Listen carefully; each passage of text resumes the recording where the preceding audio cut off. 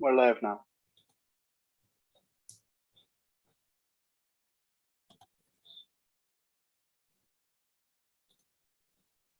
Okay, so welcome everyone. My name is Andrew Kim, the Director of the Center for the Advancement of the Humanities. I want to thank all of you so much for taking the time out of your schedules to attend to this very important topic and the conversations that we'll be having over the next hour and a half or so. To begin with, I wanted to just say a little bit about our grant. This is a grant that's funded in part from the Wisconsin Humanities with funds from the National Endowment for the Humanities. Wisconsin Humanities strengthens the roots of community life through educational and cultural programs that inspire civic participation and individual imagination. Before handing things over to our moderator for this evening, Pardeep Kalika, I wanted to just say a little bit about how this grant came together. The title of this grant is Interfaith Dialogue and Community Engagement Amidst the Pandemic. And our purpose was to convene humanities experts, religious leaders, and community members to spark conversation about the history and potential of interfaith engagement to promote justice and peace in Milwaukee. The concept is inspired by the original Muslim-Christian dialogue group that first met in Milwaukee over 4 decades ago. By exploring lessons drawn from the group's historical role, our conversations will allow for reflection about new models of engagement between community and interfaith groups that pursue religious and social commitments during and in the aftermath of COVID-19. This project considers how challenges to communities related to the pandemic have been addressed by interfaith partners and aims to deepen understanding about how communities can promote nonviolence, peacemaking, forgiveness, and justice. These conversations will provide a history of interfaith engagement and encourage new efforts to address challenges caused by the current pandemic and inform responses to future crises. These conversations will highlight the transformative teachings and practices within Islam and Christianity while deepening the community's understanding of how to examine and use faith and knowledge to promote the common good. So some of you joining us might have also been present for our first event on August 5th. And in tonight's event, we continue some of the themes and discussions begun in that event.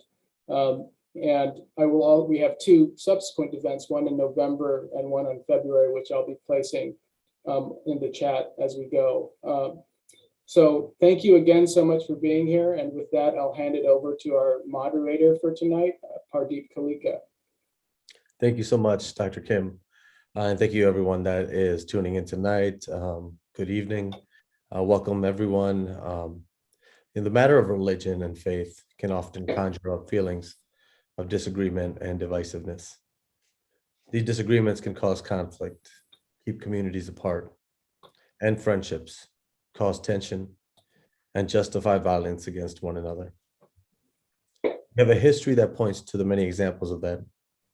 However, if we take a closer look at the many religions of the world, we would see that many of our faiths share very much in common, very much in common, such as compassion, love, humility, service to the poor and needy, and the centering of our spiritual beliefs to lead us to live our lives in the sincere reverence to God and a higher power.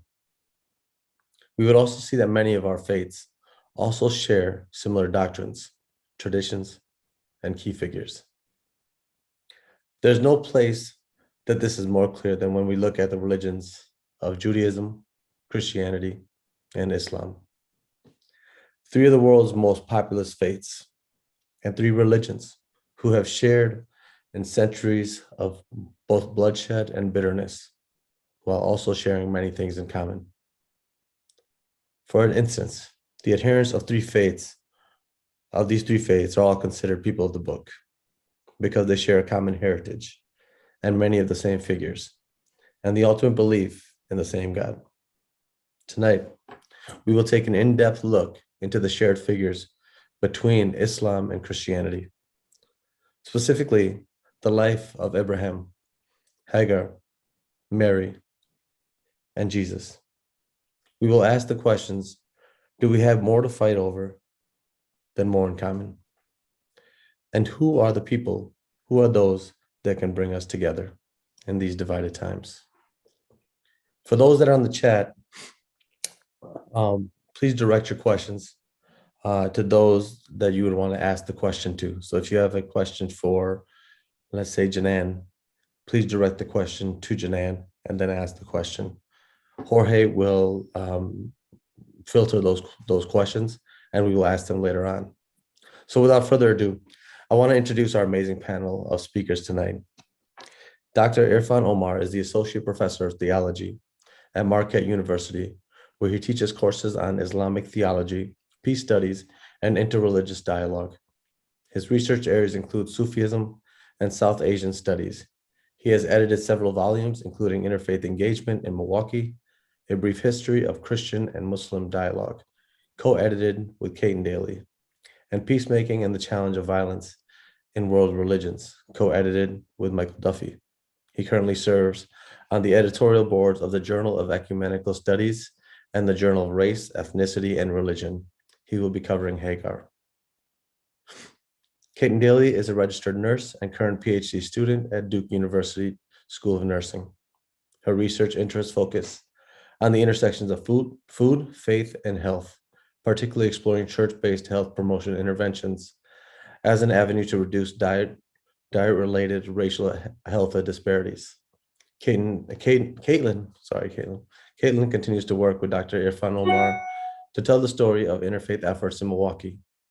Caitlin received her Bachelor of Science in Nursing from Marquette University in 2017 with double majors in nursing and theology and religion.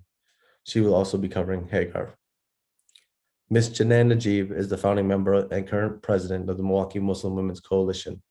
She has been a longtime spokesperson for the Milwaukee Muslim community and a leader in interfaith dialogue and understanding. Ms. Janan Najib runs the Islamic Resource Center, a cultural center, and Islamic lending library. She founded the Milwaukee Muslim Film Festival, publishes the Wisconsin Muslim Journal, and directs Our Peaceful Home, the first culturally specific Muslim family strengthening and domestic violence program in Wisconsin. She is also the founder of the Wisconsin Muslim Civic Alliance, which aims to promote civic health and involvement. In 2016, she became the first Muslim in Wisconsin to open the floor of the state legislature with a prayer. Ms. Najib sits on many community committees, commissions, and boards, including Wisconsin Public Radio, the Marcus Center for the Performing Arts, and the Wisconsin Historical Society, and she will be covering Mary. Dr. Andrew Kim is the director of the Center of Advancement of the Humanities and Associate Professor of Theology at Marquette University. Having completed his PhD at Catholic University of America in 2013, Dr. Kim was the assistant professor at Walsh University prior to joining the Marquette faculty in 2017. His research and teaching focus on interdisciplinary, collaborative approaches to the theology of addiction and recovery.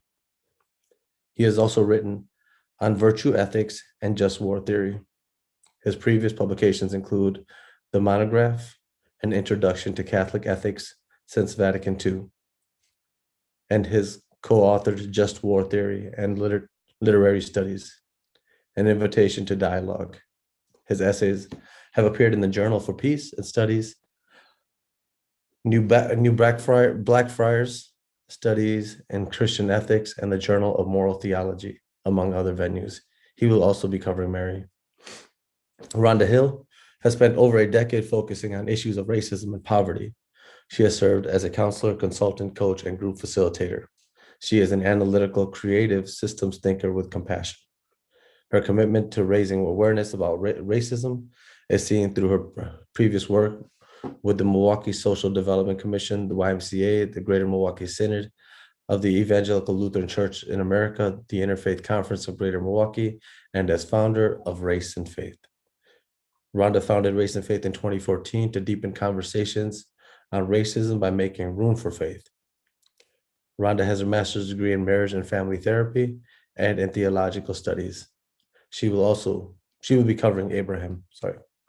Sumir Ali has been serving as the Muslim chaplain at the campus in ministry, Marquette University, since 2019. His role includes providing emotional and spiritual support to students on campus and to staff. He's a board certified chaplain and also serves in the local hospice at hospitals in the Milwaukee area. Samir holds a master's in religious studies from Stanford and has been serving as an imam in the Shia Muslim community since 2014. Samir is fluent in Urdu, Hindi, Arabic, and Persian, and continues to advocate for increased interfaith bridge building and cross-cultural exchange. And he will also be covering Abraham. In our second round, all the guests will be covering Jesus from a Christian and Muslim perspective. And finally, we will take the audience's questions. Thank you for being with us tonight. And first up is Dr. Omar. Dr. Omar, please. Thank you so much, Dr. Kim and Pradeep. It's really an honor to be here with this distinguished panel. Before I talk about Hagar, if it's okay, I just wanted to say something about our topic today.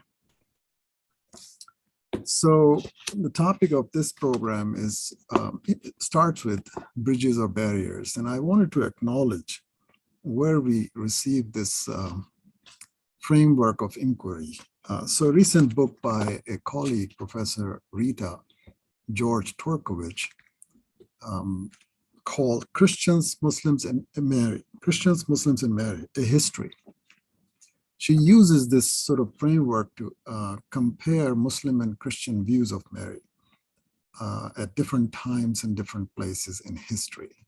So we thought that would be a good sort of a way to look at the other figures that we are considering in this program. So I just wanted to acknowledge that. I'm grateful to our colleague, Rita. So Hagar, or as she is known to many Muslims, Siti Hajar, is an important spiritual figure in the Islamic tradition. By all accounts, she had a very difficult life. But despite her struggles, Hagar is remembered as someone whom God recognized as a formative person in faith. And I'll say more about that in a minute. So Hagar played a seminal role in the construction of what we know as the Islamic tradition. Hagar, of course, lived in a different time, much earlier than Prophet Muhammad, who is the founder of the Islamic tradition proper. But nevertheless, the connection, it will become clear if you read history and if you read prophetic traditions, the hadith, and so on. Focusing on Hagar and her story, let me just say, Hagar's story is a teaching story. It is told and remembered that way by Muslims everywhere. We learn that Hagar's struggles begin when she is, quote, cast out of the family of Abraham. And then he decides to bring her and her young son to the desert. Apparently, he was instructed to leave them there. The narrative from the hadith is very moving. And that's the crux of my sort of 7 minutes here today. So let me quote the hadith itself. And this is a translation made by Father Thomas Michel, a Jesuit scholar of Islam. In those days, there was nobody in Mecca, nor was there any water. So he, that is meaning Abraham, made them sit down and placed near them a leather bag with some dates and a small water skin containing water, and set out homeward. Ishmael's mother, that is Hagar, following him, said, Abraham, where are you going? Leaving us in this valley with nothing. She repeated that to him many times, but he did not look back at her. In other words, he kept walking. Then she asked him, has God ordered you to do this? And then Abraham turned around and said, yes. And then she said, Hagar said, then God will not neglect us. This is from a authentic hadith found in the collection of hadith called the Bukhari. The story goes, as the water runs out and the young Ishmael was dying from thirst, Hagar began to think of a solution. So they're in a valley, and there's a hill on the one side and hill on the other side. And on the other side of these hills are the pathways or the highways where the caravans would be passing. So she decides to run up the hill and see if there is a caravan passing, so she can ask for water.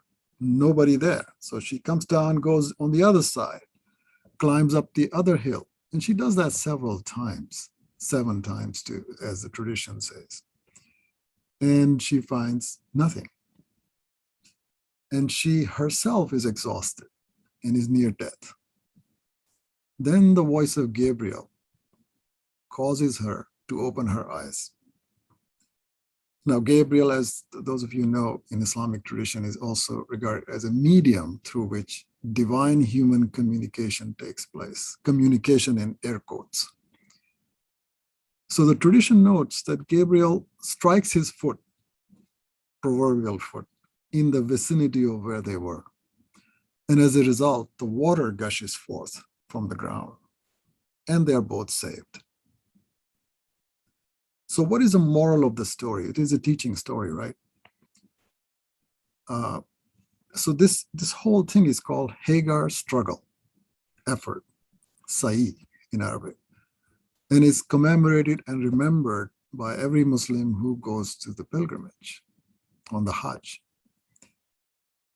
And so let's look at her question. When she learned that she questioned when Abraham was leaving her in the desert, she asked him that question, where are you going? You know, apparently referring to the seemingly inhuman action by Abraham. But when she learned that he was simply following God's command, God had told him to do so. Hagar then trusted in the higher wisdom and the divine providence. Now, what is interesting here is that while Abraham was obeying God, Hagar was acting out of her faith and trust in God. Her response says it all. Then God will not neglect us. And that's what the tradition says actually happened. God did not neglect her and her dying young infant. So my sort of purpose in rereading this story is to see how Hagar represents agency and personal action, and as opposed to how sometimes she's seen as passive and submissive to whatever is being done. She did not just pray for a miracle and remain sitting in one place. She acted. She ran back and forth from one hill to the other. So she animated her faith through action in the service of peace, and, very important, to protect, to preserve life, both her sons, but also her own. So Hagar's action, in my view, truly embody the tropes that are central to faith, really. Humility, as Pradeep said, piety, agency, and critique. Remember, her questioning Abraham wasn't just, just simple question. It was a critique, right? Now, the problem as I see it, and within the framework of our topic of our evening, this program, the problem as I see it, that the story of Hagar has traditionally not received the prominence that it deserves. It is remembered in one way, but it can be remembered in many other ways. And that's what I think Father Thomas Michel does in his article on Hagar. What he does is he places Hagar in the center of the story without undermining the role that Abraham has played in history and in Islamic tradition and how he is remembered. So one reason is for this marginalization of Hagar's contribution and not recognizing her contribution to its fullest is that we are looking at patriarchal narrative structures that we have inherited. So to put it crudely, achievements by male actors are described in detail. Women do not appear to be present, or at least are located in the margins. And so that's my purpose to reread the stories, to see how we can address that. And here are some lingering questions. How can we ensure that these stories would continue to inspire inclusion and moral reasoning as we recall them and remember the figures and tropes depicted therein? How can we make these stories more relevant while remaining grounded in the primary sources of which they are a part? How can we read these stories today in order to reveal their soul, so to speak, instead of just reciting the narratives that we have inherited? And finally, how can we bring to light those structures of meaning that appear to be hidden in the margins because of how the story is told? So to conclude, to me, Hagar serves as a bridge between especially trust and obedience. And she, of course, serves as a bridge between Muslims and all others. She offers hope and discernment to know where one's real power lies and how to reclaim it.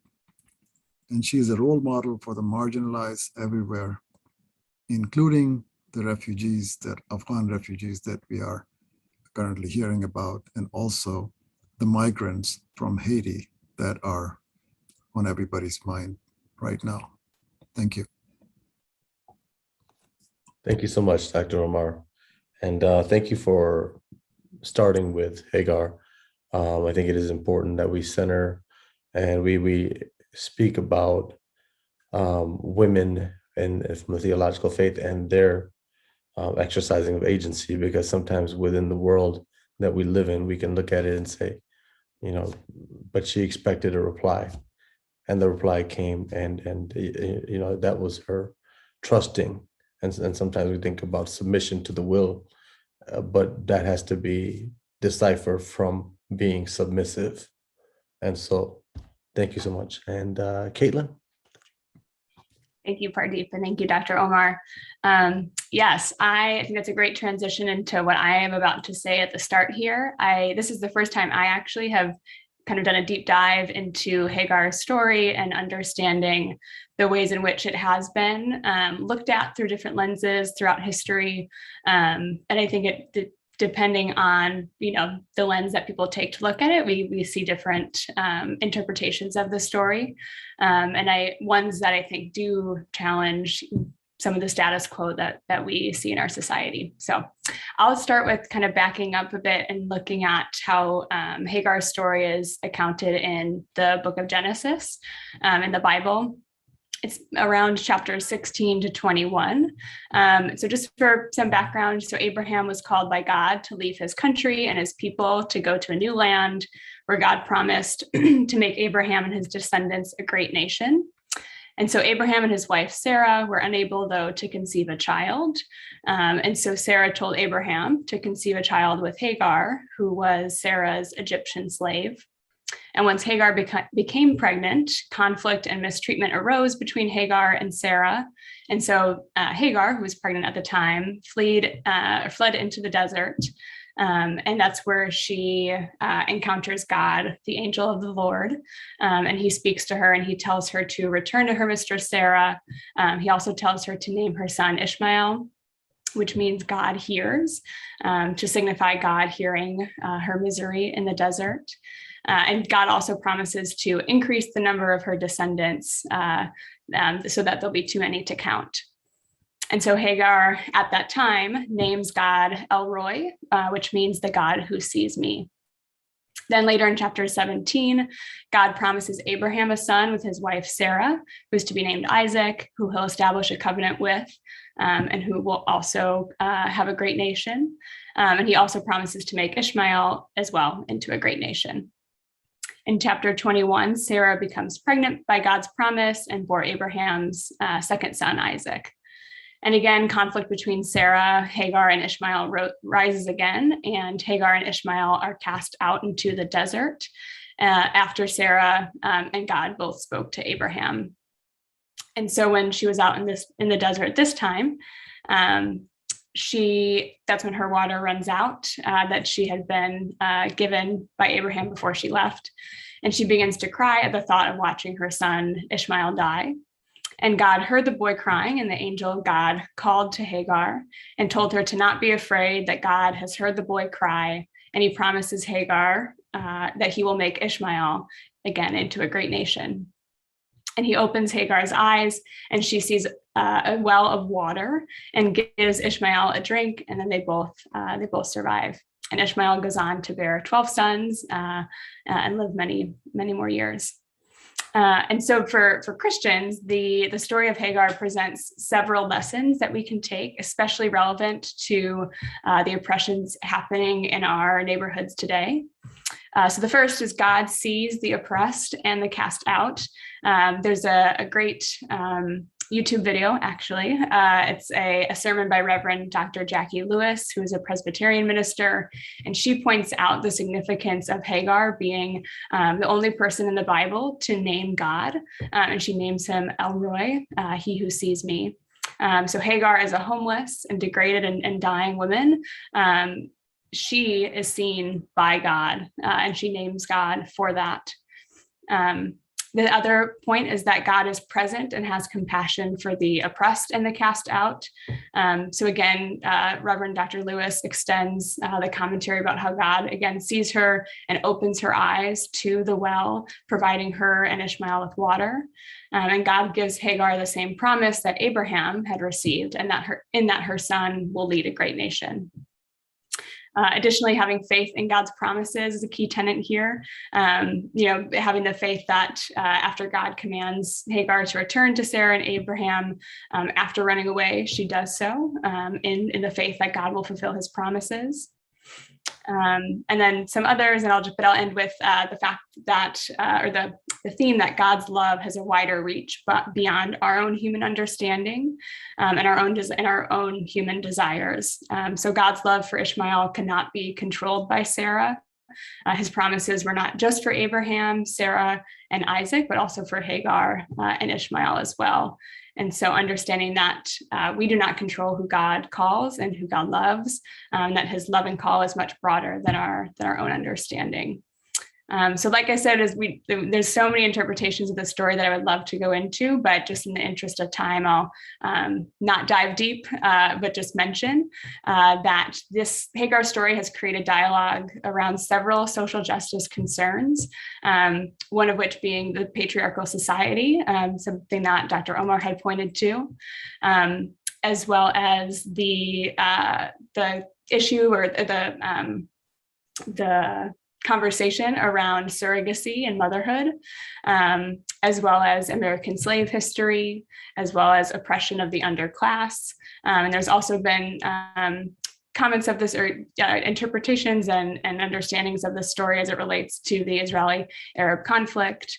And it begs many questions for reflection, but I'd say some of the key ones that come to mind for me and that I've seen kind of in the literature have been, what does it mean to be an in-group member, an out-group member? How do we relate to those people, especially through our faith? And also the thoughts of, what could have come perhaps between Sarah and Hagar had relations between them been peacefully resolved and explored. So I'll end there, but I appreciate the opportunity to learn and continue discussing this as we go forth. Thank you so much, Caitlin. The Hadiths and the Bible, and as they speak about the journey of Hagar and this abandonment felt by people in our society, and even as Ishmael is feeling that pain of his mother, this abandonment of children who are going through that, and how their dedication to the commitment of going forward and our dedication of the commitment going forward becomes one that the mission is not complete within the parental cycle, but our children can carry that on. So thank you so much for that reflection on Hagar. And next, Ms. Janan Najib will be covering Mary.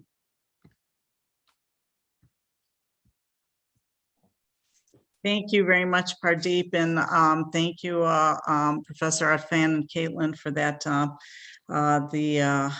Your comments on Hagar. I'm realizing that we could probably spend the entire session just talking about, one figure. And I just do have to say that regarding Hagar, that for Muslims, especially, she's such an important figure, and we feel there's such a lesson in it that God chose a woman who was a handmaiden, because slavery is not a divine institution.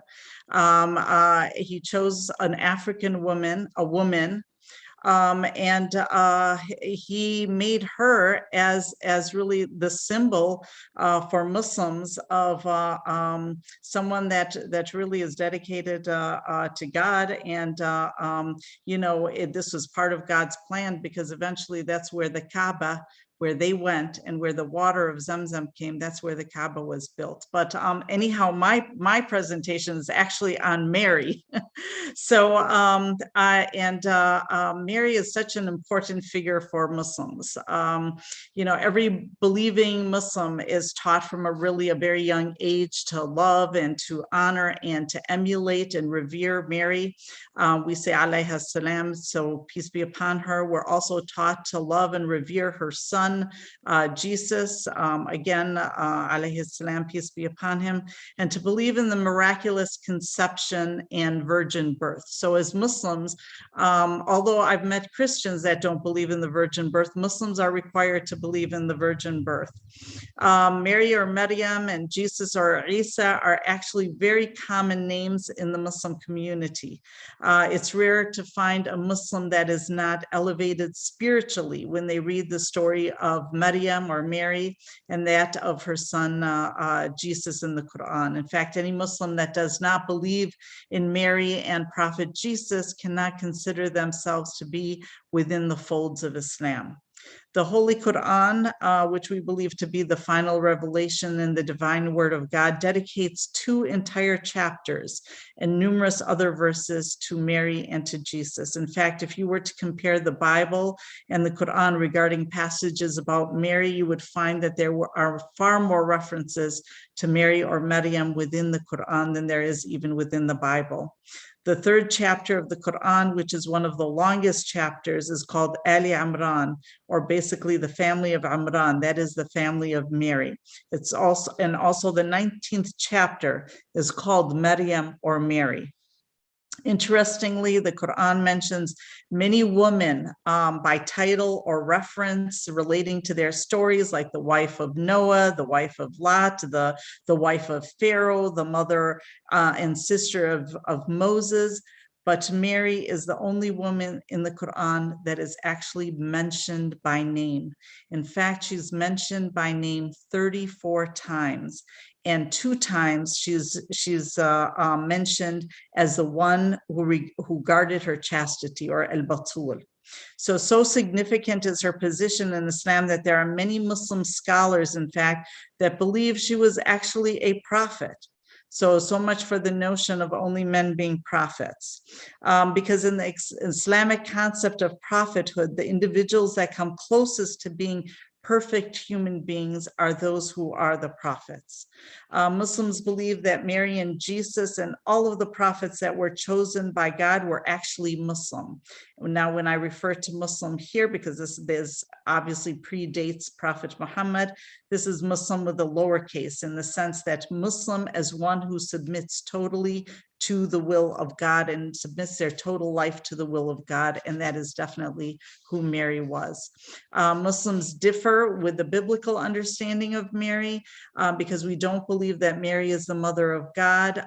We believe she's really a great human being, possibly a prophet, a vehicle for God's plan and God's commitment to send guidance to mankind. And as Muslims, we believe that all humans are born pure, because we don't believe in the concept of original sin. And so what takes place later, of course, in the life of Mary and Jesus within the Christian perspective is not found within the Muslim perspective, because we don't have the concept of original sin. As Muslims, we reject the literal sonhood of Jesus to God, but we believe in metaphorically saying that we're all children of God. We don't believe that Mary or Jesus share divinity with God. It's our belief as Muslims that God is beyond biological characterizations. So for Muslims, our knowledge of Mary comes from two sources, the Quran and the Hadith, or the traditions of Prophet Muhammad. In the Quran, it's clear that Mary's great spirituality and her spiritual achievement and faith even preceded the miraculous conception of Jesus. So when you read about her within the Quran, she is her own person. She is a personality. She is well known. She is guided before she even has Jesus. So she's revered not just simply for being the mother of a great prophet, but because she herself was a spiritual luminary in her own right through divine guidance, spiritual exercise, and the awareness of blessings which drew her closer to God and in her total submission to God. Another observation about Mary is her total acceptance of her role as a mother, because it was God's will.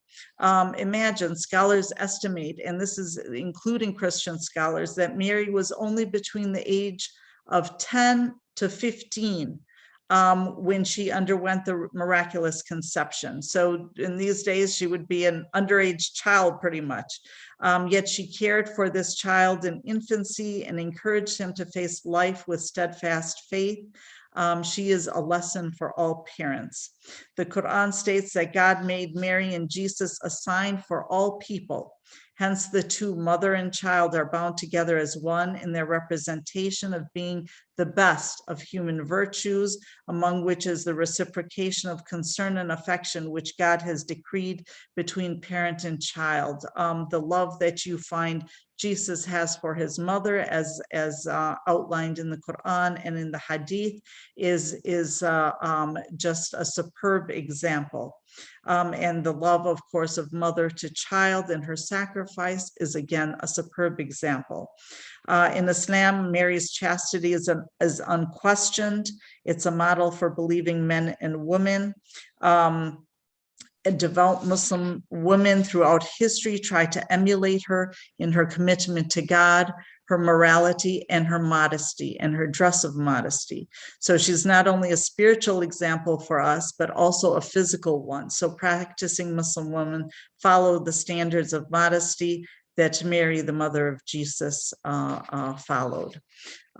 So I was trying to keep my remarks as concise as possible. I apologize if I went over, but I will be open for Q&A later. So thank you. Thank you so much, Janan. And yeah, thank you for just, Mary as the ultimate symbol of motherhood and piety. And, the more than half of the world's population understands that to be true.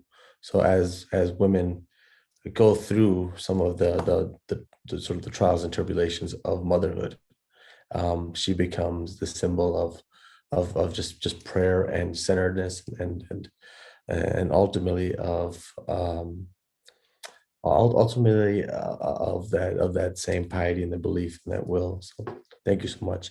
And Dr. Andrew Kim.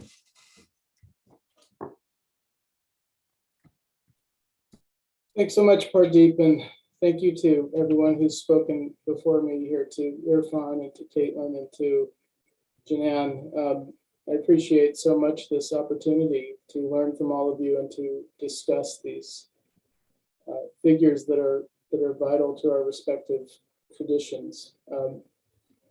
When I started thinking about the presentation for this evening and talking about the Virgin Mary from a Christian perspective, I realized that I immediately encounter a problem, and one of the problems that I think the title of our talk gets at, which is that Mary has been the source of much division throughout Christian history and was during the Reformation.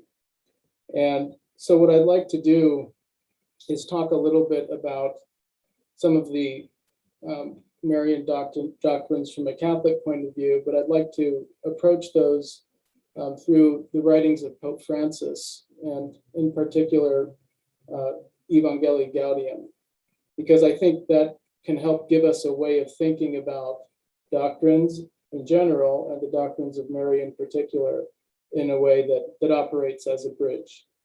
And so I want to focus on three themes throughout that, which are the theme of belonging and the idea that Pope Francis, as well as Pope Benedict before him and St. John Paul II, frequently referenced that with Mary, the church has a mother, and that we all have a mother and a sense of belonging.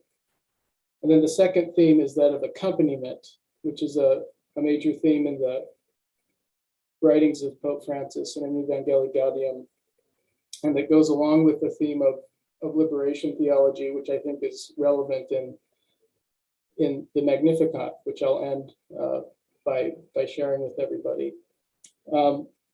So to start with, then, in terms of the doctrines, in the Catholic tradition,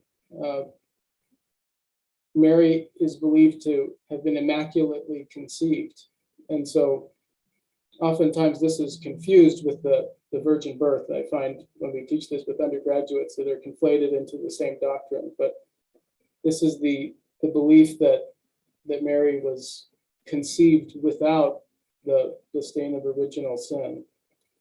And one way of thinking about that doctrine, and then accompanying doctrines of the Assumption, or sometimes in the patristic tradition called the Dormition of Mary,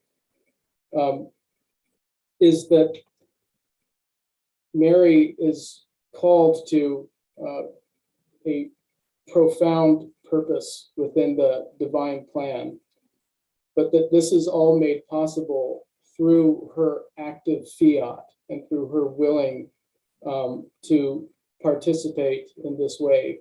And Mary is often regarded as accompanying the church throughout the generations. And so that gets to kind of the distinction I wanted to make that Pope Francis talks about, which is that Francis talks about doctrine. And at the beginning of Evangelii Gaudium, he says that there's two mistakes that you can make in terms of how you approach doctrine.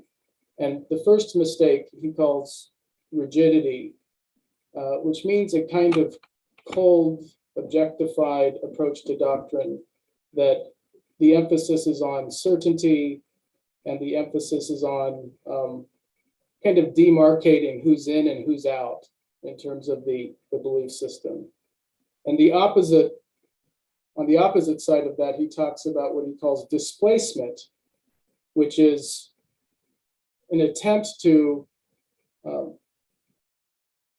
bring the doctrines into conversation in a way that somehow empties them of that which is in the continuity of the tradition, so as to become displaced from the tradition. And in between those two things, he places what he calls flexibility. And flexibility entails a lot of things, but one thing it entails is approaching each doctrine from the standpoint of the love of the resurrected Christ and what he calls encounter.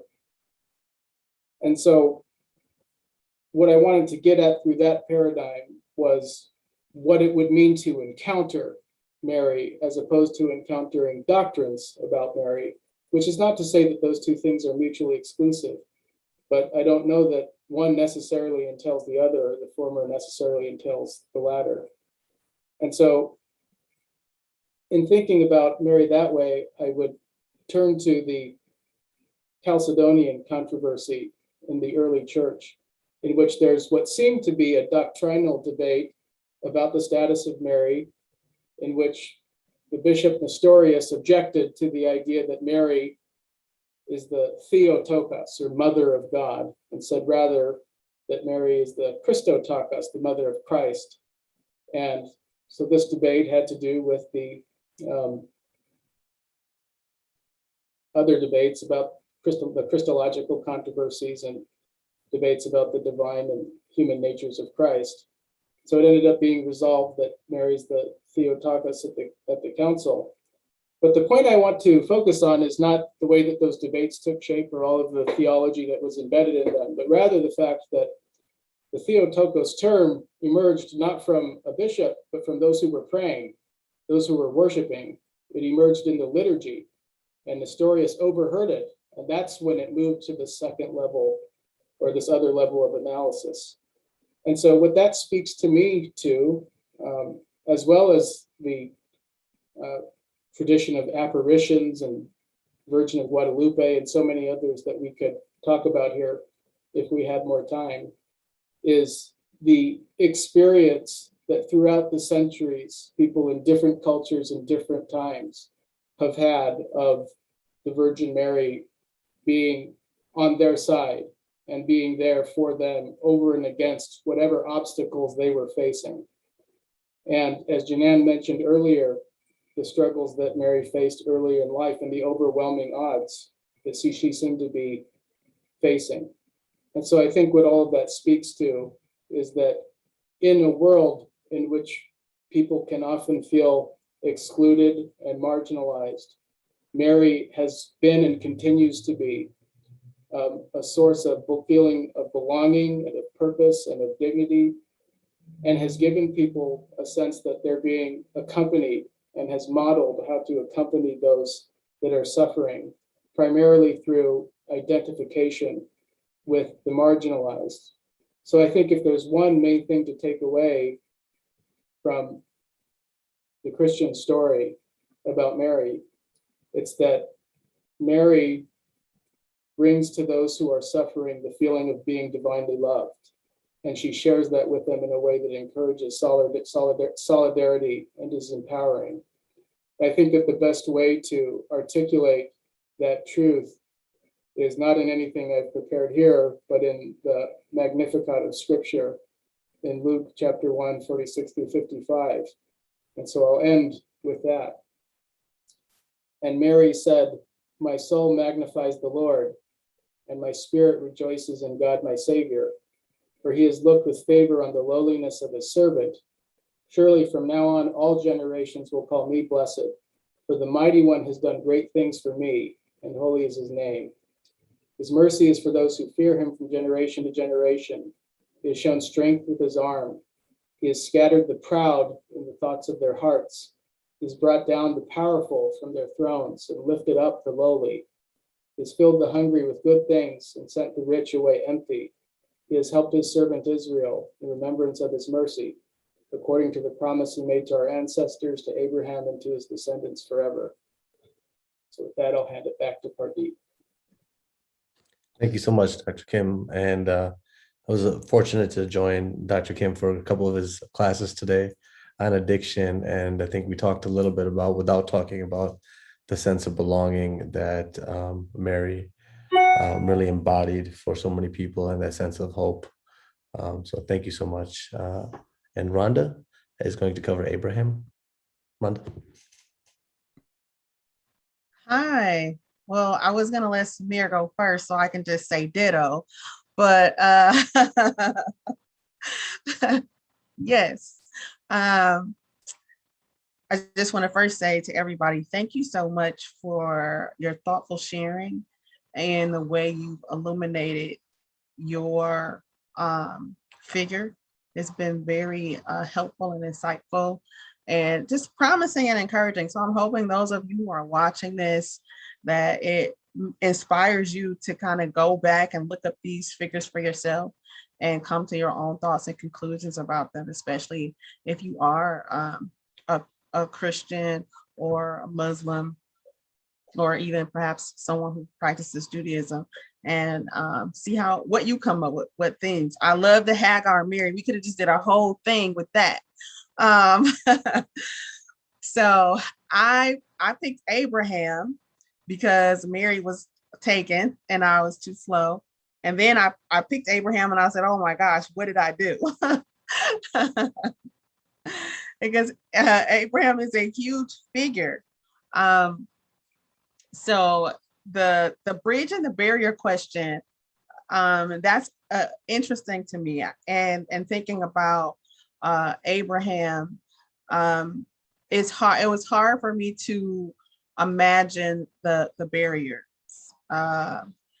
So especially so much, and maybe it's just my own Christian blindness that kept me from being able to see the barrier. So I look forward to hearing other thoughts when Samir shares his. But in Christianity, Abraham is the bridge for us. He's the bridge to Jesus, which for us as Christians, Jesus is a central figure, a figure of salvation for us. And so Jesus comes from the seed of Abraham, which represents so much promise. And so one way I think I want to try to present Abraham in a way that hopefully can resonate with those who are watching, who may not subscribe to either religion, but so hopefully this can make sense. So Abraham, as I see him and what he's brought to the Christian faith, is one, first, the theme of faith is central. He has what I wrote down as just this radical yes, this radical yes to God. So he was able to, when God asked him to move up and pick up and leave from his family, and what he knew, he said yes. When God asked him to sacrifice his son, well, as we already heard, he sacrificed his son Ishmael. That was one son, and then he again was asked to sacrifice his son Isaac. So he continuously says yes to God to some things that I think is pretty doggone radical. And so that's one way we get to see him, is this radical yes to God, this radical willingness just to be obedient to what he perceived is God's will for his life at the moment in time, which in some ways that can be inspiring to people, but for other folks, they might be like, man, that's crazy. I don't think I have a radical yes in me. I'm not following anybody like that. And I think the other part, which I think for me, especially, I grew up Christian, Pentecostal in the Black church tradition. And later on in my life, I started working with the Lutheran church, and particularly the Evangelical Lutheran Church in America, which is much more liberal than even the way I grew up. And some really interesting things happened there, which match with the way that I was raised in my very Black Pentecostal church to going over to like a super lily white church, was this idea of the saved by grace, that who we are and what we have is all because we're justified through God's grace.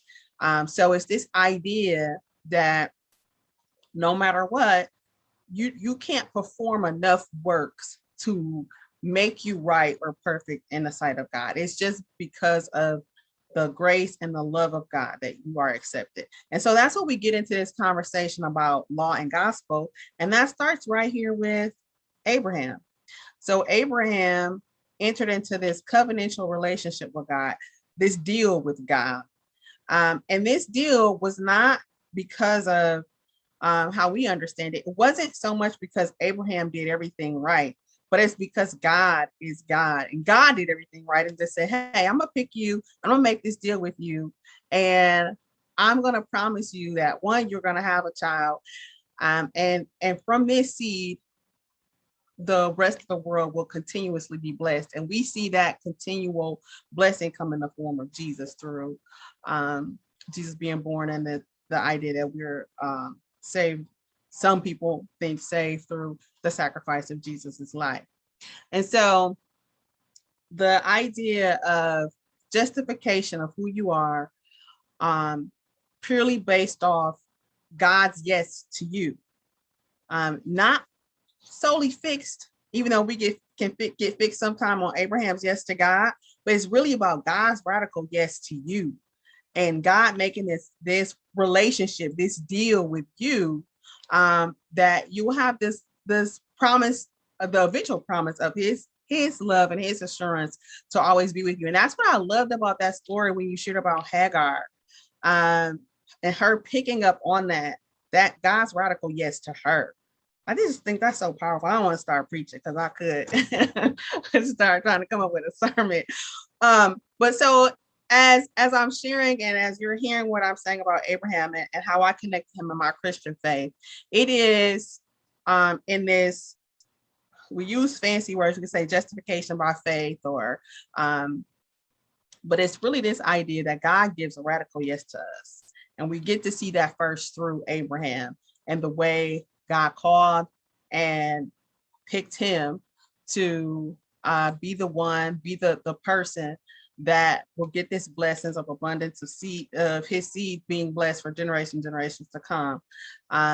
We don't know why God picked him. And that's the beautiful thing about it. None of us really knows why God picks us, but God does. God picks us and gives us this sustaining promise that no matter what, I'm with you, and you have my love forever. And so that's what I think about. If I can just be in the most simplest terms in my life and faith and why Abraham has meaning for me, it is that it's God's radical yes to him.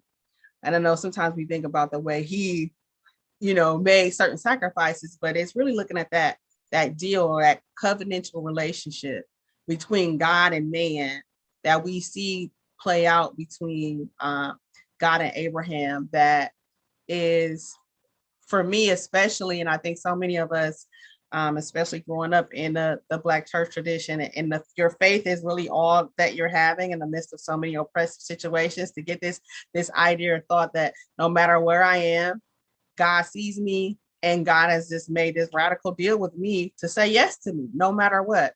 And so I'm hoping that as you hear us and hear these stories about Hagar, Mary, and eventually we'll talk about Jesus, I'm hoping you hear that God's radical yes. And so that's my moment. That's what I got.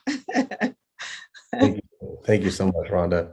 And yes, I think just to echo what you just said, as far as yes, Abraham's radical yeses to God all of the time, right? But then a lot of times we may not hear that radical yes to us, or it may be too much of a burden to actually hear that, or whatever, for whatever reasons, or wherever we are.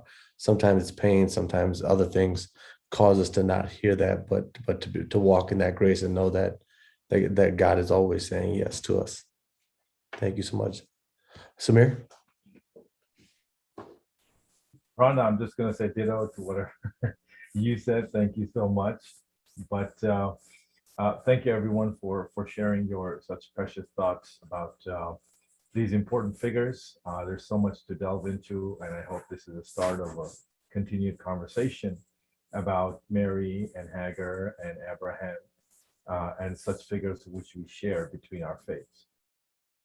When I was preparing to talk about Abraham, I come at this from a little bit of a different perspective, because as a chaplain, my role is to be present with those, especially those in hospice who are dying, those who are going from this world. And I come to meet them in the last few months of their life. So I sit with them, I journey with them, I'm present with them.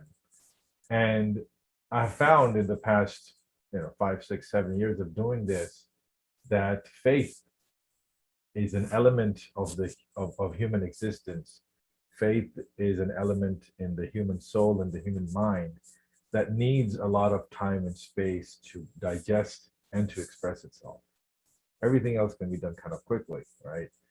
You can make a meal, food, clothing, go about your day, but faith really needs, it requires more attention than our everyday activities. So I talk to people who are in their last few months of life. They know they're going. Some of them are accepted, some of them are angry. They have different kind of emotional expressions. I sit with them. And then when it comes to faith, we talk about figures. So they talk about their own faith in God. As a Muslim chaplain, the majority of my patients are not Muslim. and I've served in different places in rural Wisconsin. But the fact is that when we have these conversations, some of the conversations I've had were about Mary. One patient I'm not going to forget was a very devout Catholic who talked about her visions of Mary. And I talked to her about, she wanted to know about what Mary meant to me as a Muslim and as a Shia Muslim. So I talked about that. And we had some very weekly, hour-long conversations. And then she eventually passed away, and I was honored to be called by the family to share a few words at her memorial service or at her celebration of life. So I think that, to come back to our theme about bridges or barriers, I will say that it's very important, the gaps that everyone has filled in. There are gaps in our understanding of each other's religion. There are gaps in understanding of what Jesus means, or Mary means, or Abraham means to Muslims and to Christians in different ways. But the end result, I feel, should be a practical presence, a practical honoring of what our fellow human being from another faith believes in, and how those historical understandings, theological understandings, spiritual experiences, beliefs can be bridges to kind of journey and accompany each other as we celebrate different things, as we go through different events, and to be present with each other. So Abraham certainly is very important, right? So one of them is his significance. And I found this in Genesis and in Islam. In Genesis, as in God is telling Abraham, no longer you will be called Abraham, your name will be Abraham, for I have made you a father of many nations. And we have in Hadith traditions in Islam that his name comes from two words, bir wa ham, which means virtue. He's got virtue, a man of virtue and piety, a man remembering God, and ham, which means in this context, someone who is distressed with the world, someone who is constantly aware that his final destination is going to be with God, and the world is only a temporary place for him to inhabit and to continue to do good works, which is the first part of his name. So Abraham being a symbol of I'm going to say, to articulate a role model, an example for us as Christians and Muslims to look at Abraham, to look at his life, to look at his faith, to look at how he was tested, and to walk with each other as we practically inhabit and try to express this faith in our belief. The second thing is, in the life of Abraham, we see is the land, right? There's all these sacred markers. So in Genesis, again, when God is ordering Abraham to leave his land in Babylonia or Iraq today, and then he goes westward, he goes to what is now the Holy Land, Jerusalem and such, and God gives him this land to him and his children, right? At the same time, Abraham in Islam is raising the foundation of the Kaaba, of the holy mosque, and then with his son, he's raising that and praying, oh God, accept this from us. Surely you are the one who hears and knows, in chapter number 2. So sacred land and sacred space, besides being an example, is another way that Abraham is here. And that's a bridge of understanding that this sacred land that God has given to us through Abraham in Islam and in Christianity and in Judaism is a shared space for us to inhabit, to talk about the rights of all human beings, to talk about the rights of Israelis, Palestinians, Muslims, Jews, to have access to the land and to honor and to respect each other instead of going the other way and being very selfish, because religion can also make you very expressive of your selfishness and discriminate against others. So we have to kind of stop that, I feel, looking at the example of Abraham. And the last thing I would say is the progeny of Abraham, right? In the Bible, in again Genesis, God is saying, I will bless those who bless you, and I will curse him who curses you, and you and all the families of earth shall be blessed. So you will be blessed in all the families of the earth. Again, in the Quran, the similar thing is repeated, that God gave Abraham and the progeny of Abraham wisdom, and he gave them the book, which is scripture, and he honored them. So coming to Islam, of course, the progeny of the family of the Prophet Muhammad is honored and venerated, especially in my denomination in Shia Islam. The wallpaper that you see, Jinan and I were talking about at the beginning, is of a city called Karbala. And right now, in these days, actually, this weekend is the day of Arba'in, where it is one of the largest religious pilgrimages in the world. 20 million, 30 million people, Muslims, non-Muslims, go and visit this shrine, which is located in Iraq. We have Christians and Hindus coming to visit and show their respect for Hussein, who is a descendant of Prophet Muhammad in Islam, right? And he was martyred, he is remembered. But there are a lot of parallels with Abraham and the sacrifice that Ibrahim made, as this is kind of a renewal of his message and his spirit. And really, it's become a way of walking with each other and honoring each other as followers of different faiths, but finding common ground in really the themes that we find in our theology and in our faith. So I hope that these bridges will be continue to be built intentionally and not accidentally. Thank you. Yeah, thank you, Brother Samir, and and we thank you for the work that you do, walking people and transitioning and serving as that bridge. We are going to go into the next sort of round and talk about Jesus. And as we ask this question about Jesus, we'll kind of go in order back to Dr. Omar and just kind of ask Jesus, did Jesus serve as a bridge, a barrier, both? Dr. Omar? And we'll answer questions. We'll take questions in just a little bit. Yeah, thank you. This was so inspirational to hear everybody here. Now, we are giving less time to talk about Jesus, even though, as I think all of us know, Jesus takes the cake when it comes to popularity in among all the people that we're discussing. So Hagar has been talked about the least, both in terms of literature, scholarly literature, but also how she figures in the central sort of activities in faith traditions.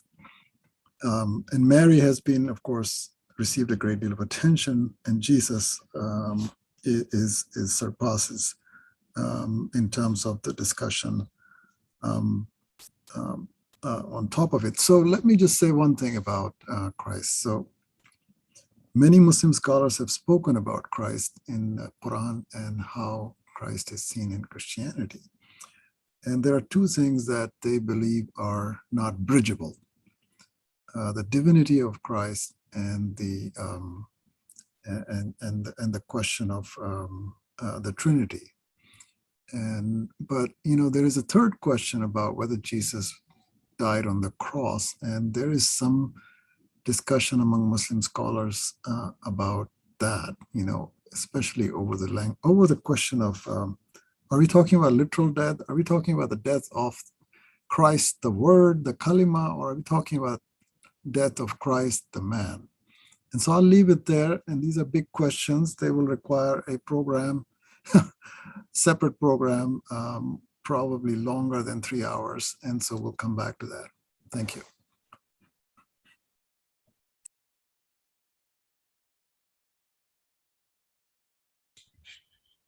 Thanks, Dr. Omar. I would say in terms of barriers, I think there are plenty when it comes to Jesus. I know even within the Christian tradition, that there's many interpretations and across religions as well. So I'll just state, though, from a Lutheran perspective, the Evangelical Lutheran Church in America, it's because of our recognition of Jesus, or as the Trinity, so God as Father, Son, and Holy Spirit. It's because of that duality of having Jesus both human and divine that fuels our call to interfaith work. So I'll share a couple excerpts from the Evangelical Lutheran Church of America, their policy statement on the Declaration of Interfaith Commitment, because I think it highlights the way in which Jesus calls us to serve as he had served. And so I'll read straight from there because I think they describe it better than I could. So we believe that Christ, our peace, has put an end to the hostility of race, ethnicity, gender, and economic class. In a deeply divided world, and as a faithful response to Christ's message of reconciliation, we seek right, peaceful, and just relationships with all of our neighbors, including those of other religions and worldviews. We do this as an expression of our Christian faith and as a continuation of the covenant God made with us in holy baptism, to serve all people, following the example of Jesus, and to strive for justice and peace in all the earth. And I'll continue in highlighting some of the passages they go on to say about specifically for the Lutheran faith, understanding the unique view as Jesus, who, again, unique and divine, suffers on the cross for us. They quote, I quote the passage, "At the heart of Luther's theology of the cross is a unique view of God present in the person of the crucified Jesus. Jesus' suffering on the cross was a redemptive suffering for the sake of all. The Jesus who endured the cross is also present with us, all humans, the whole creation, in times of suffering. This understanding of a theology of the cross causes us to take the reality of suffering seriously. As Christian disciples, we are called to take up the cross, acting on behalf of others who seek ways to end the suffering of others, even though doing so may lead us to suffer with them. This is part of our vocation as Christians, and when ending suffering is not possible, we are still called to accompany, to be with those who suffer, just as Christ and God came to be with us."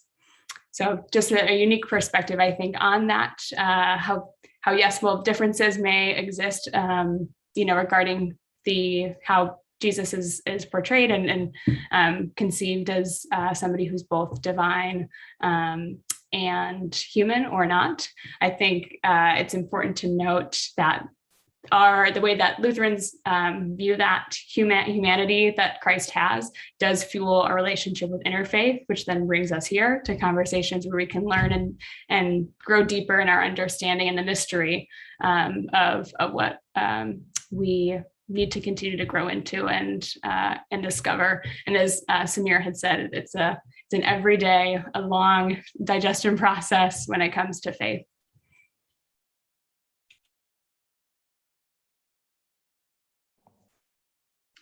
I think I'm next. And I, again, similar to, I think, what was mentioned before, Jesus, peace be upon him, yes, is both a bridge and also a barrier. Definitely a bridge if we talk about who Jesus was. Even Prophet Muhammad, peace be upon him, considered Jesus to be closest to him in terms of, as if they are brothers in just their nature and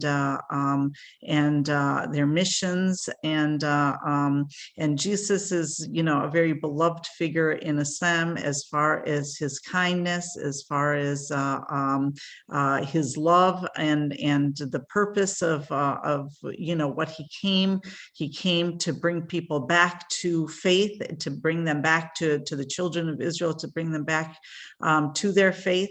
But having said that, there is definitely a difference in the nature from the Muslim perspective and Christian perspective as the nature of Jesus, because as I had mentioned before, the concept of divinity for any human being. Muslims don't believe that Prophet Muhammad shared divinity with God, Abraham, Adam, anyone shares divinity with God, that all are human beings and God is one.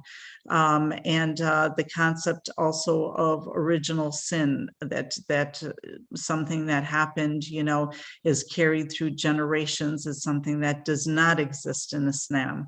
And so the concept of, baptism, these types of things don't exist for Muslims because we don't believe in original sin.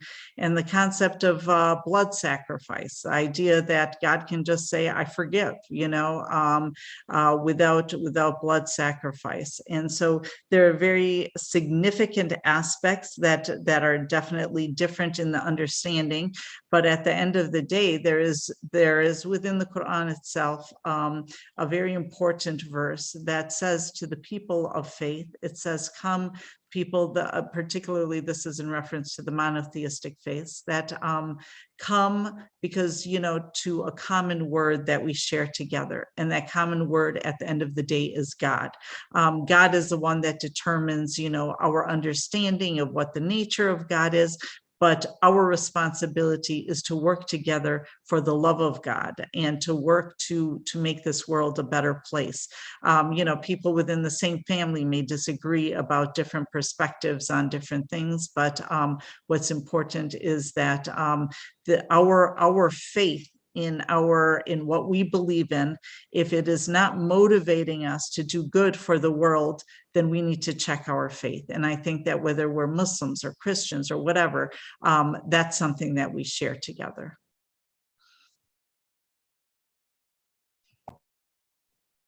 Yeah, that's a great place to pick up. Thank you for that. I'll try to go real quickly here because I know I want to make sure we get to the questions.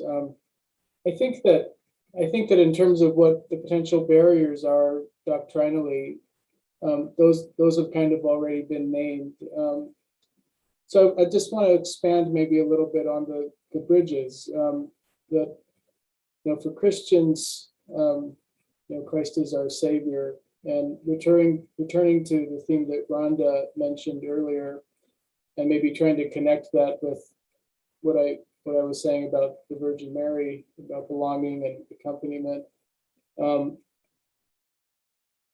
an experiential level, I think that one of the things that Christian beliefs about Christ and then interrelatedly salvation speaks most highly to is the view of salvation as something that's freely given and that we accept and that we don't earn, and that we kind of live up to after it's given, and that the relationship is the basis for what follows, as opposed to a sort of prize that we win by demonstrating a certain amount of moral character or devotion, or what have you. And so I think that one of the things on an experiential level that is a bridge in terms of the experience of Christ. And this goes back to some of the things we were talking about in class today when Pardeep was so gracious to speak to my classes, that people have a very, very deep need for belonging and for feeling like they're significant, like they matter, for being freed from their shame, for feeling like their lives are important, for feeling like they need to be renewed and restored. And so I think that an area in Christian doctrine, I guess it would technically be called pastoral, but I think it's doctrinal as well, is the extent to which we find that healing and that experience through our relationship with Christ.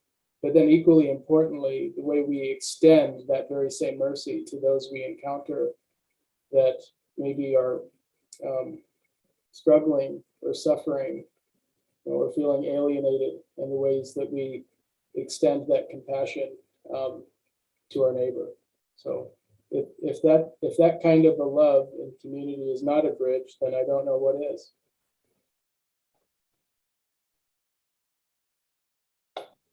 Ditto.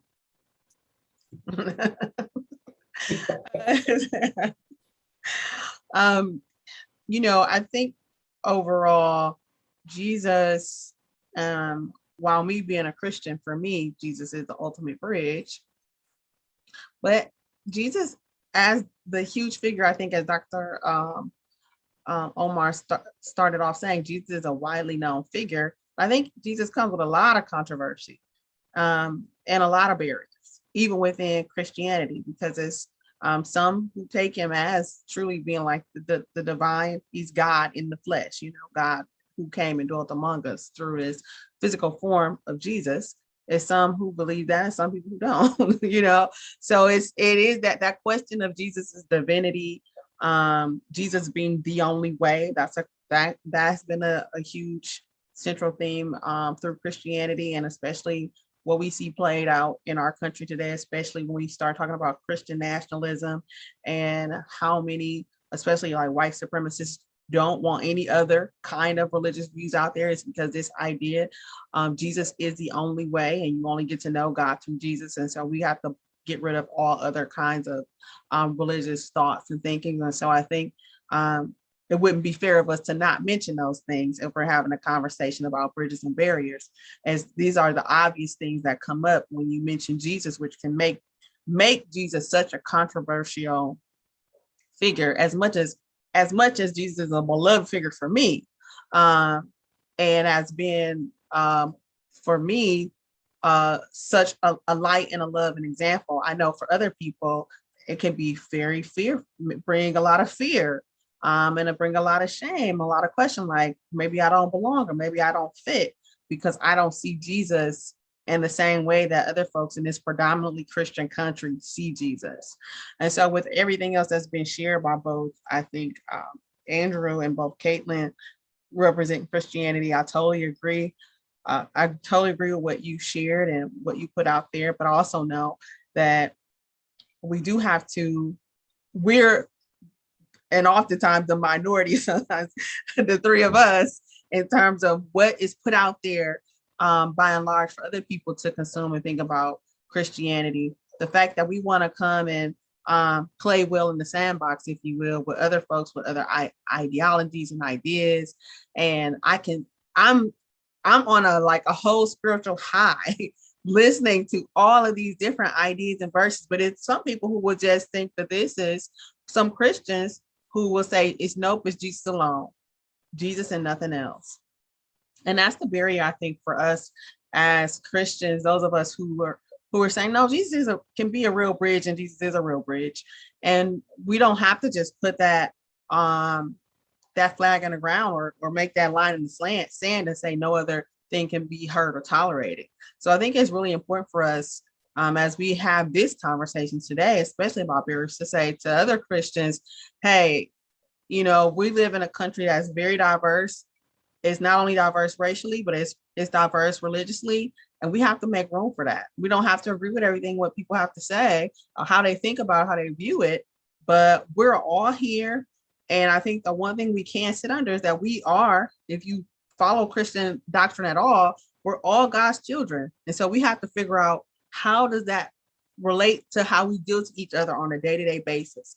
As Janan beautifully already stated, the differences between Islam's view of Jesus and Christianity and original sin and Mary and divinity, that is fine.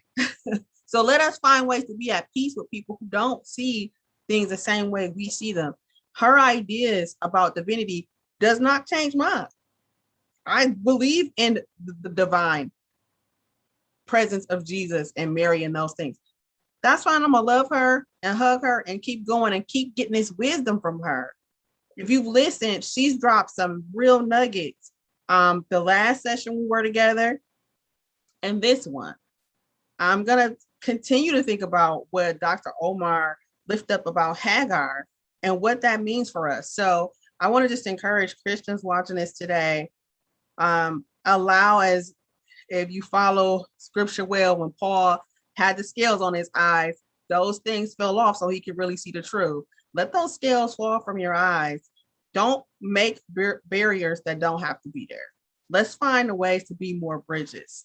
So that's my piece. Right. And lastly, I mean, all of you have shared, and I think the figure of Jesus is so much to look at, and there's bridges and there's barriers. But I want to talk about one icon of Jesus related worship that stands out for me. If you look at the church, I drive by here in Ozaki County, there's a church and there's a bell. And every time I go, drive past it with my 5-year-old, she asks about that plus sign and the bell. And that bell, which is associated with the church, which I'm assuming came on later, has a certain significance in one of the hadiths that we find in Islam. What is that bell that the Christians ring to remind themselves, or as a symbol of the presence of Jesus in their lives? What is that bell signifying to me as a Muslim, because we have one tradition, one hadith from Ali, who was the son-in-law and the successor of Prophet Muhammad. He said that this bell, he was walking as a Muslim in a world that had Christians in it, in the Hijaz, where Islam came. And he said, do you know, to his companion Hadith, he said, do you know what this bell is saying? Do you know what the bell of the church is saying when the Christians are ringing this bell? And his companion said, please tell me. He said, the bell is constantly calling out that there is no God but God, truly. And then the bell says, surely this world has beguiled us. This world has occupied us. This world has made itself attractive to us. O son of this world, O children of this world, O people, take your time, gather together. The world is being annihilated moment by moment. No day passes us without a pillar of this world falling. We have ruined our concept of the everlasting life, which is the next world, and we have made our homes in this world of transition. And we will not know how much we lost until we pass. So the bell is giving us a wake-up call. The bell is literally, that's exactly what it is, about what we are doing in this world and how we have to be answerable before God into how many bridges we have built and how much we have tried to represent our faith to others in a good way, have accepted them where they are, and have tried to find this common word and the common ground that the Quran is constantly calling us towards. So that image of that bell is something I think is a bridge between us. Thank you. Thank you, Brother Samir. Thank you, Rhonda. Thank you, Dr. Omar, Caitlin, Janan, Dr. Kim. And as I and I know that I can't give a sick perspective of Jesus, it's probably not be allowed, but I do feel, when we think about controversy and we think about this topic that we have here, bridges and barriers, and we think about the commitment to even have these discussions and embrace the controversy. And I think that when we talk about the future and future generations, we owe it to them. We owe it to them to repair some of this, to make sure that we are taking on these conversations and whatever that controversy looks like. So Jesus was not, and within all of our faiths, we have prolific leaders, prophets, angels, people, that guides, gurus, that were controversial figures. They were not just about, hey, you just let me get along, just go along to get along. They were controversial. Jesus was controversial. Jesus came to give voice to the poor, the suffering, the people who didn't feel like they had voice. Many of the people that we discussed today followed that will because that will was guided by that same voice of betterment. And I thank you all for the work that you all do collectively in your respective, like in our respective communities and interfaith work. And, just thank you for having this conversation today. We're going to go over to Jorge, and he has some questions from the audience. Go ahead, Jorge. Yeah, so we have a comment by Willie Perry. He says, great depiction of Our Lady Mary. Well done, Najib. And we have one question, which I think we can open to the whole panel. And the question is by Megan Heater. She says, God's grace operating in the figures' lives you have discussed has been a fascinating thread to follow. Are there central similarities and differences in how Christianity and Islam understand grace? Similarities and differences in the ways Christianity and Islam understand grace. So I think we can open it to the panel. So if you can just, we can maybe follow the same sort of lineup and just give us your perspective. Yeah, let me just say, just briefly. So the word grace, I understand it in Islamic tradition, there are several words in the Quran that speak to that notion. Compassion, mercy, friend, as these are all seen as names and attributes of God. And a Muslim's practicing Muslim would always begin with invoking these names. So in other words, the grace or the compassion of God is overarching. It's abundant, despite the fact that you also have some ideas of God as a judge. But Muslims invoke God in every day, in every minute, with the names of God that speak to the same notion as grace in Christianity.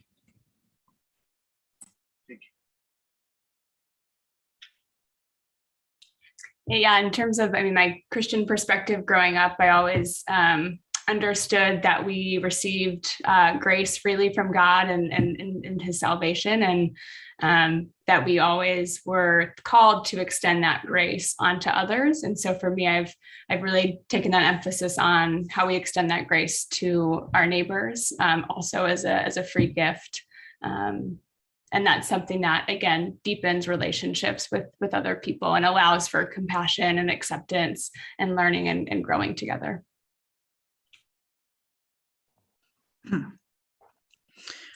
Grace is a very important concept in Islam, and the concept of God's grace being ever present is very clear. The air we breathe, the food we eat, even those that reject him and don't believe in God, God's grace is there. He doesn't stop feeding them. He doesn't stop providing air and water and etc. for them. So that's also a lesson for us, that it's not for us to judge just simply because the people believe in him, don't believe in him, but it is incumbent on the believer to recognize God's grace and to be worthy of that grace. So even though God's grace is present, we also should be worthy of that grace. And there's a special there's even a hadith, a tradition of the prophet, where the prophet is always praying and worshiping God, etc. And I think it was maybe his wife or one of the companions asked him, well, why are you were basically promised, you're saved, you're basically promised heaven. And he said, shouldn't I be a grateful servant? And so although grace is there, we are supposed to really be worthy of that.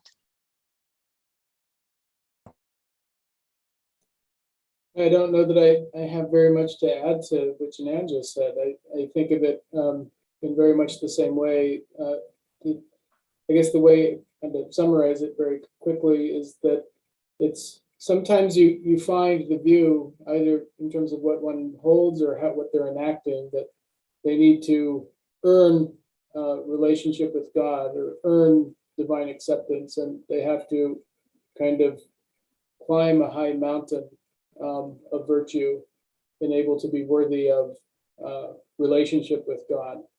And the way that I understand grace, and I believe this overlaps in Catholic and Protestant traditions, is that grace is the idea that the relationship comes first, and then we become worthy of it through the relationship. So the relationship itself is the ground through which worthiness is attained.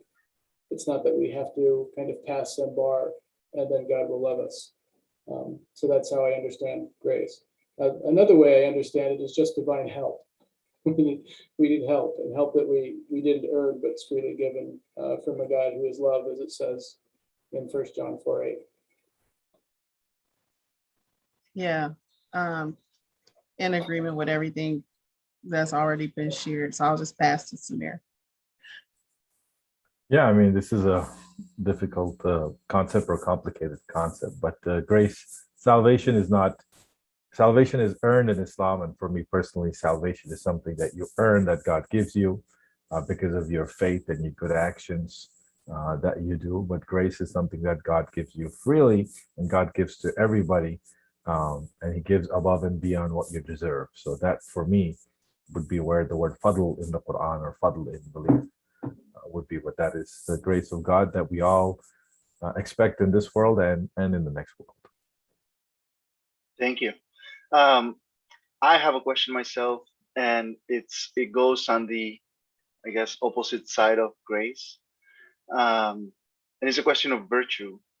As you were talking, it seemed to me that all these figures, Hagar, Abraham, Mary, and Jesus, in a sense, we take them as as figures of virtue, right? And one of the things that it seemed to me that you all emphasized was that their virtue consisted in sort of taking the side of the marginalized, right? So I was thinking, my question is, how do Christianity and Islamic traditions think about virtue in relation, say, between Mary and the relation to God, right? But also, when we consider these figures as role models in our relations to others, right? So what is the role of virtue between these figures and God and our relations to others? Thank you. I would just like to open it to everybody or whoever wants to take the question.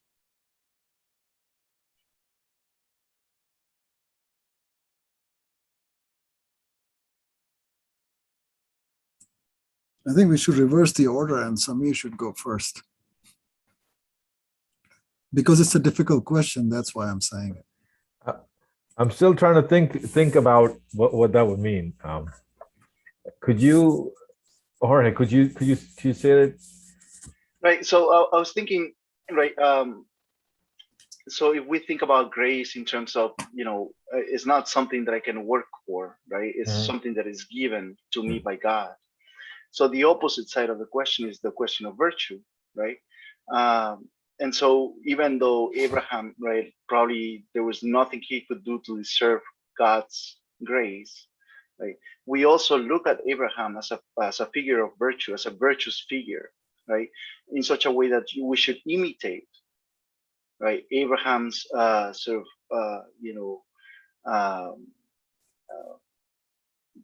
he's taking the side of the poor, he's taking the side of the marginalized, or like Rhonda said, his radical jest to God, right?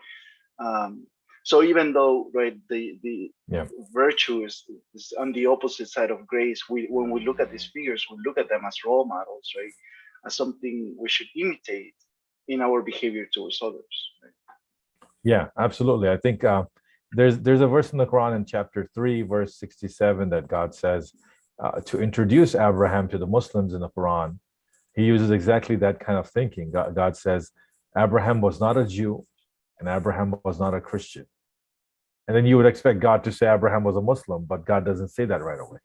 God says he was not Jewish or Christian, so don't identify him with your tribal or theological identities. Rather, he was a Hanif, a upright person, a person who was very upright, inclining toward truth, virtuous person who, first off, obeyed God and followed his commandments. That's one. Who did good for others, who created good in this world. All those things that I think are very important for us, especially in an interfaith setting here in Milwaukee in 2021. So he embodies all those things. And then God says, after introducing his virtues and his characteristics, and then God, ends that verse in the Quran with saying, yes, he was one who submitted to God, and he was one who did not associate any partners with God. So his theology was pure, but before his theology, his practical, expression of where he was very admirable for everybody. So I think that verse in the Quran really talks about some of the things that virtues that you were asking about. Thank you. If I can just jump in, just one thought too, the concept of grace is something that is just kind of, it's given, it's God's grace is available to everyone, whether you believe, don't believe, whatever the case is. Virtue is something that I see as also coming as a result of the free will that God gave us. So there's a choice involved there.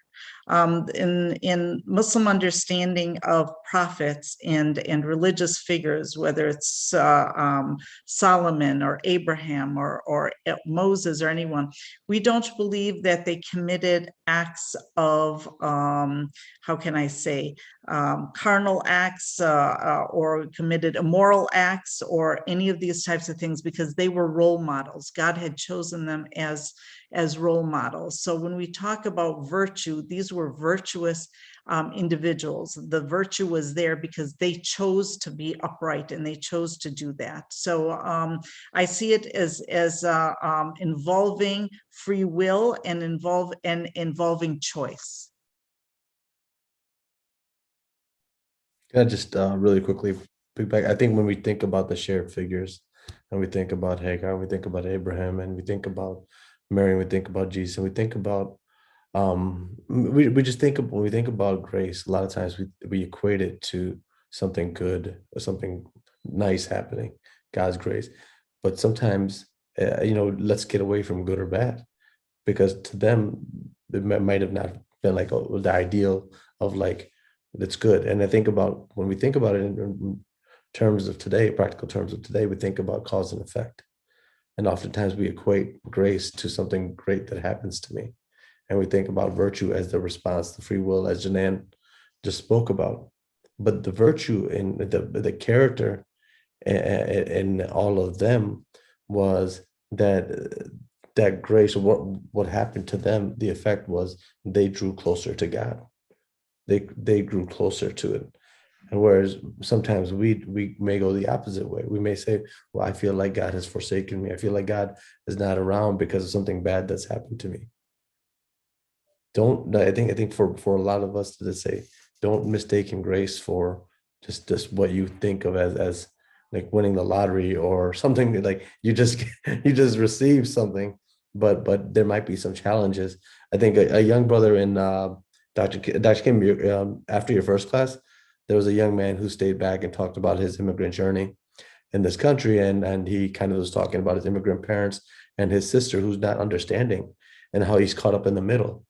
And one of the conversations that we had was, this is a challenge that you uniquely can take on. You understand your sister and you understand your parents.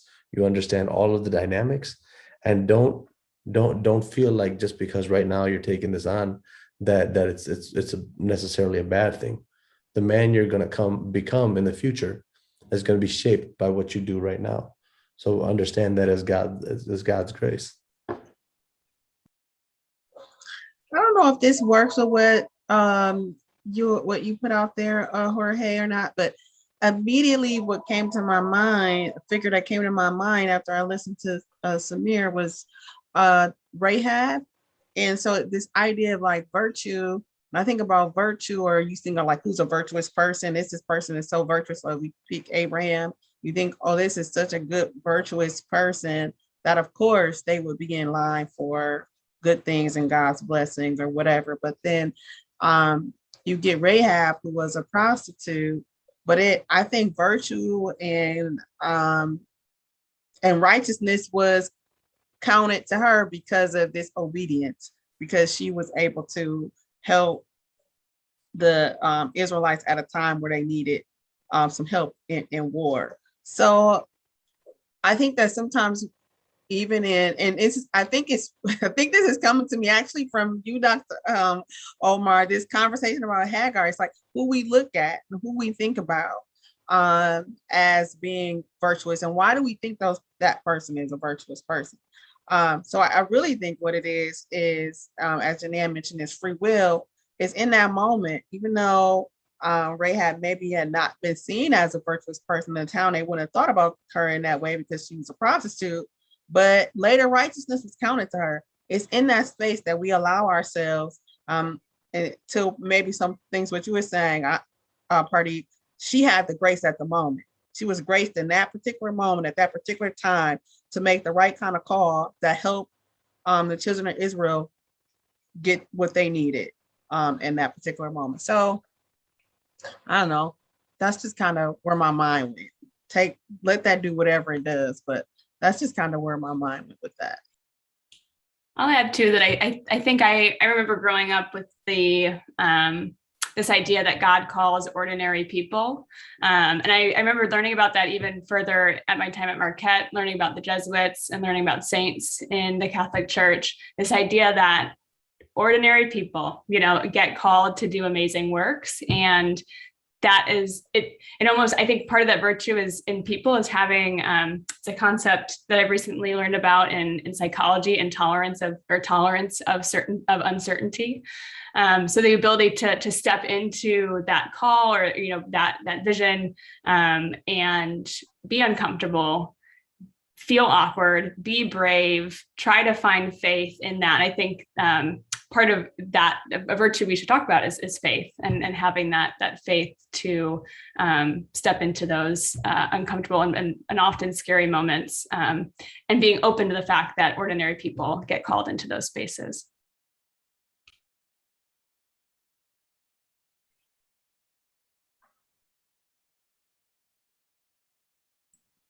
Well, let me just say one other thing. I think I agree with what has been shared so far, but I think virtue is rooted in a person's willingness to take on self-suffering. And I think that you could see in the lives, especially when Jorge is asking about these figures that we're discussing. They were not only willing, but they were, talk about grace, but there's personal agency involved. It's not like they were robots, they were prepared, strong enough to withstand these challenges. I think they had to bring it out from from inside. And so I think that element has to be considered. The willingness to take on self-suffering, not self-harm, self-suffering. And people have already mentioned steadfastness, right? The sticking to the principles that are important, regardless of what the consequences. Willingness to give up life, but not give up principles. I think that's where the virtue is rooted. So.